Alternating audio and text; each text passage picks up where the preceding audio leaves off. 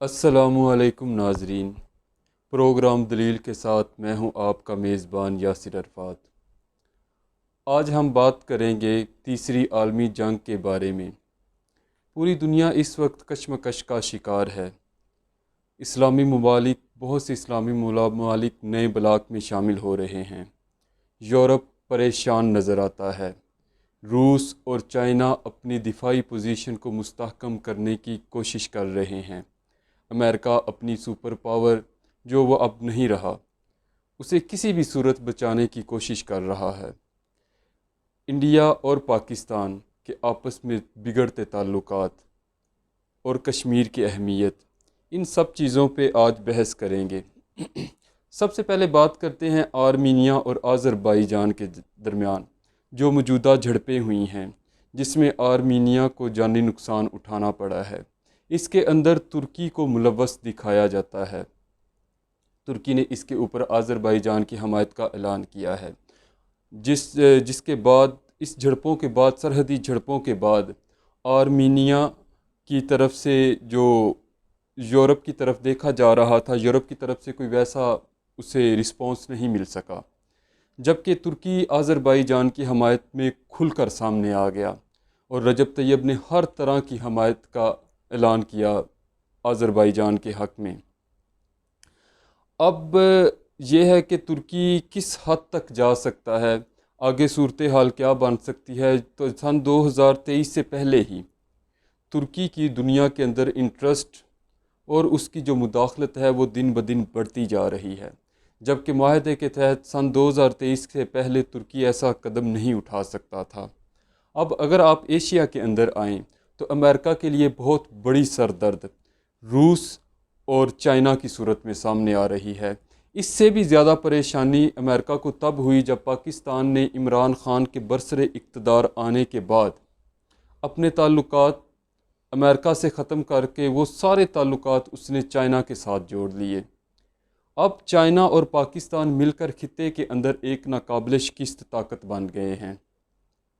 اب اگر اس چیز کو اب عالمی سطح پہ لے جائیں اس بلاک کو، تو اس بلاک کے اندر چائنا اور پاکستان کے ساتھ ایران، ترکی، بنگلہ دیش اور روس بھی شامل ہو چکے ہیں۔ اس بات کا روس کا پاکستان کے ساتھ شامل ہونا، اس بات کا یعنی کہ اعلان روس نے کر دیا ہے کہ پاکستان نے جو نیا نقشہ جاری کیا ہے اپنا، جس میں اس نے بھارت کے کچھ علاقوں کو اپنے نقشے میں شامل کیا ہے، روس نے اس نقشے کی، اس موقف کی حمایت کر دی ہے پاکستان کی، یعنی کہ بھارت اور روس کے جو تعلقات پہلے جیسے تھے وہ اب نہیں رہے۔ یہ ایک نئی کروٹ ہے، عالمی منظر کے اوپر، عالمی افق کے اوپر ایک نئی درجہ بندی ہے۔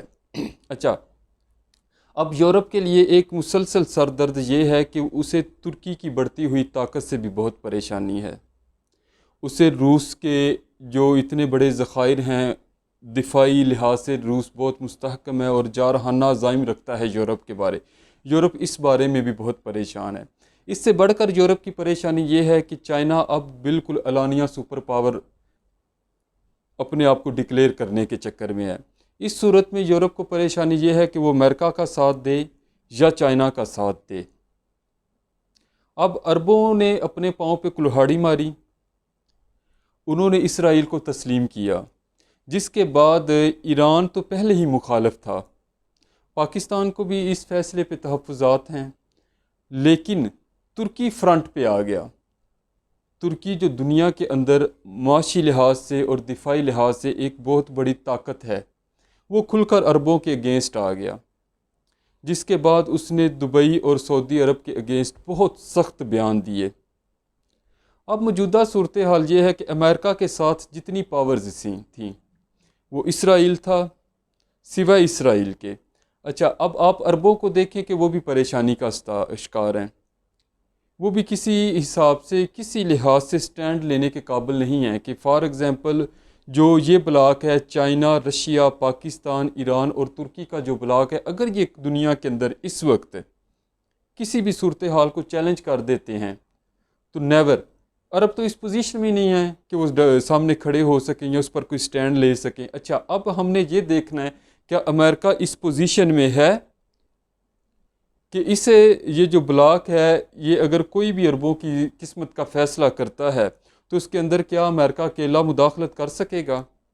میرے خیال سے یہ کبھی بھی نہیں ہو سکے گا۔ اس کے بعد آگے بڑھتے ہیں، ترکی اکیلا، یہ جو پچھلے دنوں اس نے یعنی کہ یہ چیلنج کیا ہوا ہے پورے یورپ کو، اور اس نے زبردستی کچھ علاقوں سے گیس اور تیل کے ذخائر دریافت کیے، نکالے اور اپنے ملک کو چلتا بنا۔ فرانس نے اپنی آرمی بھیج دی، کشیدگی عروج پہ گئی جب یونان اور ترکی کی، لیکن ترکی پیچھے نہیں ہٹا۔ ترکی پر حملہ کرنے کا یہ نتیجہ تھا کہ اس کا ایک ہی یعنی کہ اعلان تھا کہ آپ بیک وقت روس، چائنا اور پاکستان پر بھی حملہ کر رہے ہیں، کیونکہ جیسا پاکستان نے موقف دیا ہے آرمینیا کے اوپر، یعنی کہ پاکستان نے کہا کہ آرمینیا کے معاملے پر ہم ترکی کے ساتھ ہے، جو ترکی کا اس کے پہ موقف ہے وہی پاکستان کا ہے، جبکہ رجب طیب کچھ ہی دن اس سے پہلے کشمیر کے معاملے پر ایک بہت واضح موقف پاکستان کے حق میں دے چکے تھے۔ یعنی کہ اس بلاک کو اگر آپ واضح طور پر کسی ایک ملک کو چھیڑیں گے تو اس کا مطلب یہ ہے کہ آپ نے ایک الائنس سپر پاور سے پنگا لے لیا ہے۔ ان کے جو مد مقابل ہیں وہ وہ بالکل پریشانی میں جگڑے ہوئے ہیں۔ روس سی پیک کے اندر انٹرسٹ رکھتا ہے، کیوں؟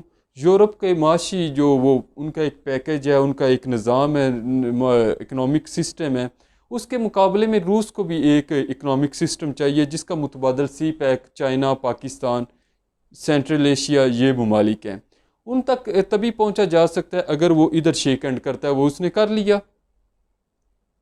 اب نیکسٹ جو ہے وہ امریکہ کیا بنے گا، یہ سوچ رہا ہے امریکہ اب کسی لحاظ سے سپر پاور نہیں رہا۔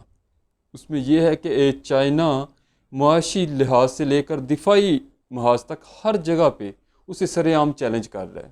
سپر پاور کا مطلب یہ ہے کہ لوگ مجبوراً آپ کی اطاعت پر مجبور ہو جائیں۔ جب آپ چیلنج کیے جانے لگ جاتے ہیں اور مسلسل یہ چیز زور پکڑتی جاتی ہے، جیسا کہ خلافت عثمانیہ کو چیلنج کیا جانا شروع ہوا، ساتھ ہی اس کی ساکھ گرتی گئی، پھر بغاوتیں ہوگی، خلافت عثمانیہ کی سپر پاور ختم ہو گئی۔ اسی طرح اب امریکہ کے ساتھ بھی بالکل وہ یہ ہے کہ تاریخ اپنے آپ کو دہراتی ہے۔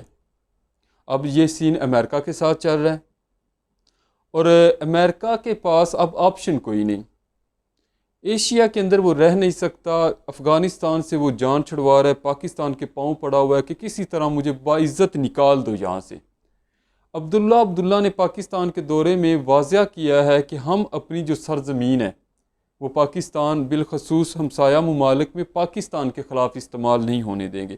اس کا مطلب یہ ہے کہ آنے والے دنوں میں جو انڈیا کی وہاں اربوں ڈالر کی انویسٹمنٹ تھی وہ بھی ڈوب جائے گی افغانستان میں، کیونکہ اس بات کا عبداللہ کی اس اعلان کا کے پیچھے یہی تاثر ہے کہ وہ آنے والے دنوں میں وہاں پر بھارت کا جو گٹھ جوڑ تھا، بھارت اور امریکہ کا پاکستان کے اگینسٹ، وہ ختم ہو جائے گا۔